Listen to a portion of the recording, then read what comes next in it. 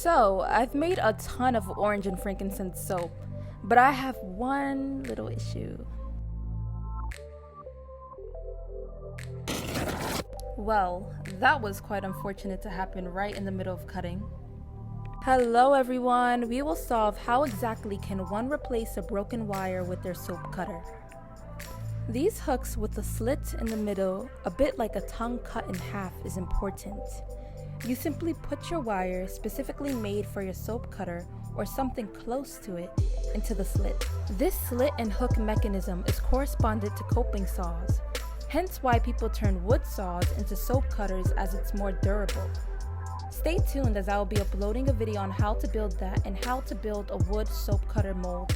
Get your top piece and put it in the hole. You see this disc? Its friction is what gives power to the wire. We have to tug down so that the disc is caught by the hook, so your soap cutter has a less likely chance of coming out. Keyword here, less likely, given the unfortunate events of the past that caused us to even make this video.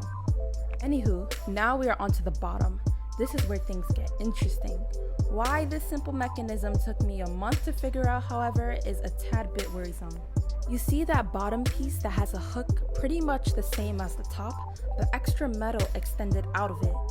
Hold on to the metal like so and twist the bottom loose.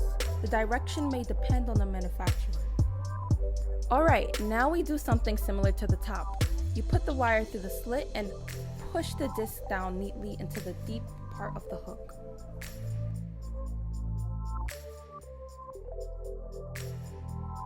The bottom hook is a bit like a screw, and the handle is the hole being screwed in.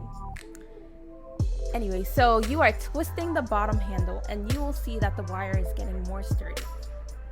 As you can see, we are all done and the soap cutter is working nicely as well. I want to end this video with the word hevel. We must accept the uncontrollable and adapt accordingly in terms of our expectations in life that dictate our happiness as a form of control. Ecclesiastes chapter 8 says, "No one can control the wind or lock it in a box. No one has any say so regarding the day of death. No one can stop a battle in its tracks. No one who does evil can be saved by evil."